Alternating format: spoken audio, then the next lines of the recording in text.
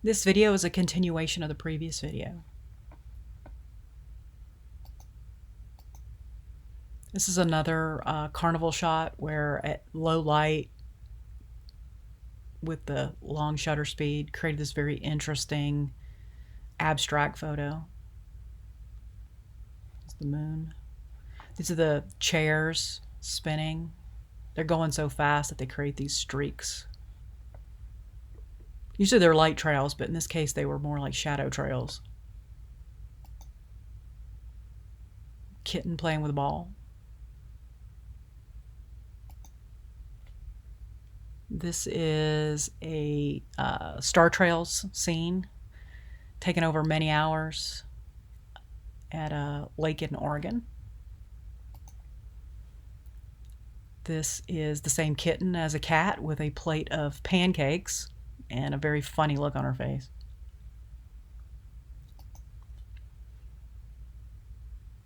One of the few times that you can see inside or see through glass and see what's on the inside without getting that disruptive reflection is at night. And so this had a lot of really beautiful neon, and you can see inside the store in addition, and it made a really interesting photograph. But also to me it looks like this sinister building that has this mouth and it's going to eat you if you go in it. So it kind of had this really kind of Stephen King beginning of a movie kind of look to it. This is a piece of equipment that was clear cutting a bunch of trees. In the foreground is the stump, and it's set off kilter on purpose to kind of give this feeling of disruption, chaos. Close-up of a dragonfly.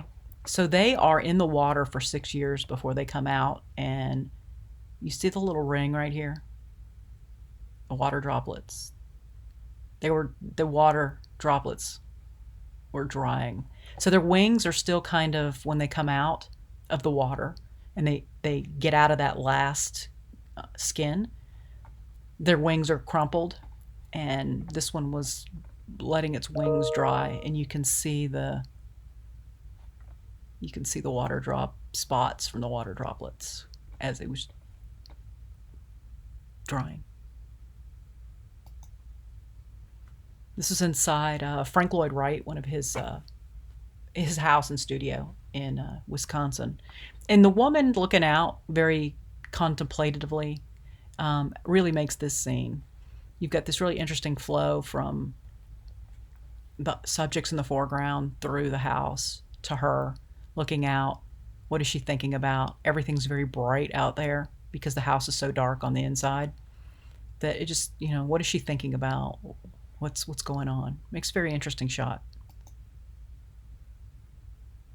It's just some flowers, just some details, some flowers. This is a statue in a botanical garden in North Carolina. And it's really interesting too, because you've got, the fountain, but then you've also got this path, and there's some beautiful contrast between the blues and the yellows and reds going on. This is a dock at sunset. I thought there was a boat in there. One of the shots, there was a boat in there. This is a graveyard of buses. It's just looking into one of the buses. Okay, I don't know what happened to that photo. This is Sapelo Island, Reynolds Mansion. It's a room in the house. And I love this with the fish, the koi.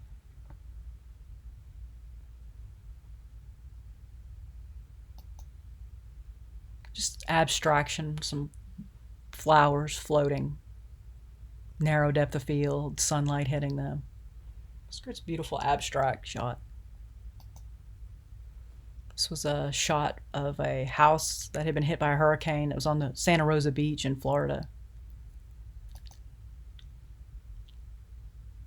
Unfortunately, some motion blur here, but if there weren't, cat's eyes are, this eye is well focused. Beautiful shot. Cat chewing a car. It's just funny shots. I mean, when you can take great shots and they can have a sense of humor. And so there's a sense of humor in this one that the cat's chewing on the car. I don't know if you can see the figure down here, but there's a lot of motion going on. This is in the train museum, right? There's a lot of motion going on outside, and she's standing there looking out the window.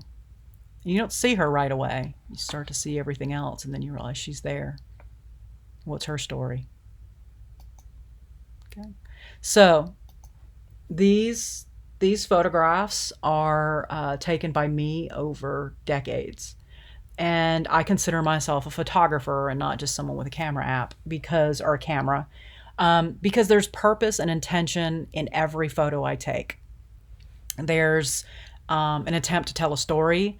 There's attempts to play with principles and elements of design. For example, the leading lines here, right? Lines are they all lead to where I put the girl. The girl was not originally, let's see, I think it's going to let me move this. No. The girl was not originally in the photograph. She's someone I added later on, and I intentionally put her here and played around with the color. And when I took this photograph, I got way down on the ground. I have this tiny little tripod for my camera. I used a very wide angle lens. And the whole idea was to give this kind of sense of movement in a flat photo, but also without the girl, there was no subject. And you don't even see her right away. So all of these photos were meant to intentionally and purposefully tell a story, intentionally, purposefully create artwork, to use photography to create art. And in that sense, I was in control of everything from the settings on my camera to where I put the camera to what I did in post-production to what I added in. It was all intentional, purposeful art. And that's what makes it photography. And whether or not you like it, that's subjective, right? Taste is subjective. But whether or not this is truly photography is not subjective because I met the criteria of what photography is. Okay, and so we're gonna, at some point, you guys are gonna get sick of hearing about the principles and elements of design. You're gonna get sick of hearing about the rules, and I get it. Artists we're all about breaking the rules. And so you first have to learn the rules and master the rules before you can break them.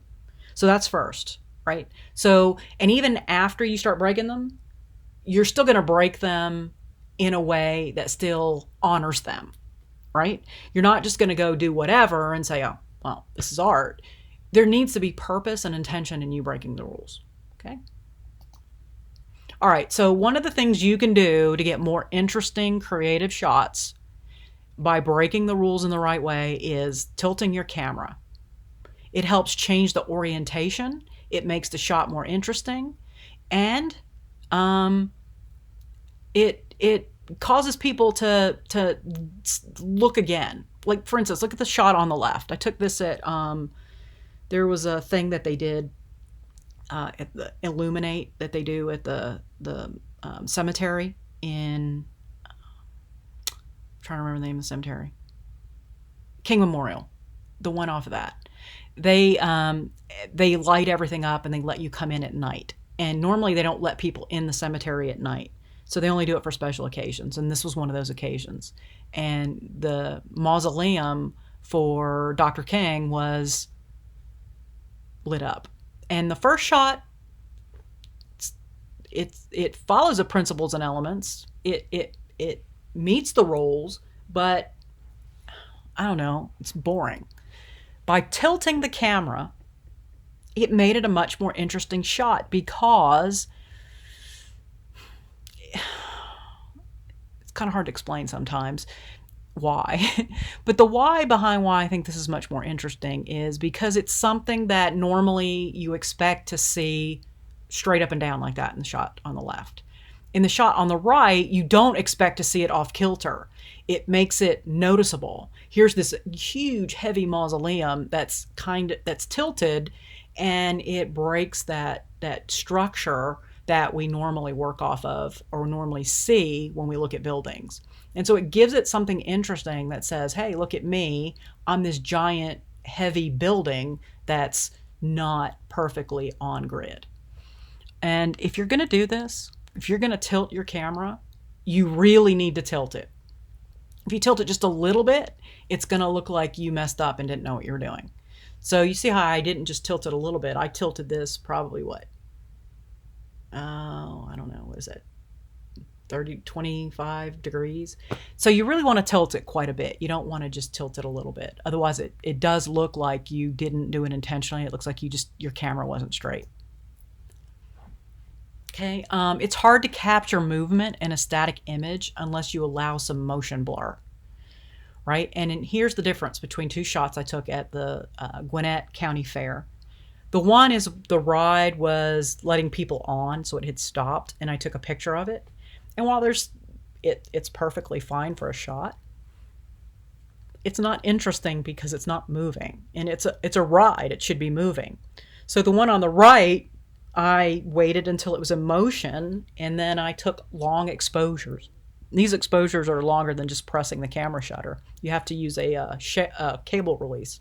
And we'll talk about those types of things in photography too. This class, we're focusing on composition. Photography 2, you're going to learn how to then, once you've understood and learned how to compose your shots, we're then going to learn how to make them better by using the technology that cameras. Sorry, lost my train of thought. Or by using the technical aspects: aperture, shutter speed, ISO. Okay, so there's nothing wrong with motion blur, and sometimes people go, "Oh, it's blurry. It looks bad." Not necessarily. If you intended to show motion blur, it's different than if you got accidental motion blur. And that intent on what you're intentionally doing, your plan, your game, makes a difference between a picture and a photograph. Here I purposefully and intentionally captured the light in motion.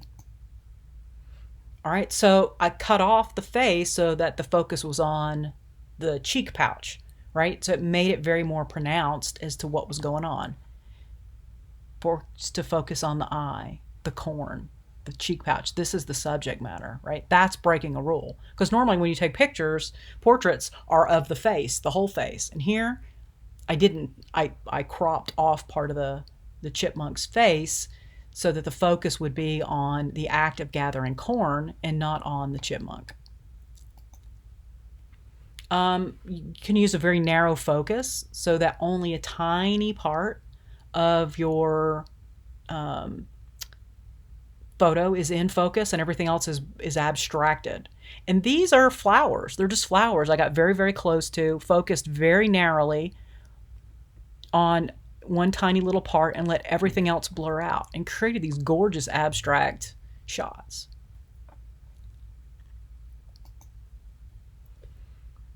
So the subject is not the focal point in this photo, right? It's done to create the impression of a train in motion. Leading lines bring the eye to the subject, which is a specter, right? It catches you surprise because you didn't realize that you were going to run into a ghost on the train. So this is a series of overlapping photos that were intentionally not aligned in order to create a time lapse in a single photo. And what I did was I had the camera on my dashboard on my car, and it was suctioned up there, and I was able to take a series of photos as I was driving. And you can see this is the same sign as this and as this, right? So there's 3 photos, and the only thing that's in focus is the truck in front of me. This is the same truck moving in different places. So everything else is blurry, and it gives that sense of motion. This was the year that I challenged myself to capture these types of photos. Okay, we're gonna have to stop here because I'm almost out of time, and we'll continue in the next video.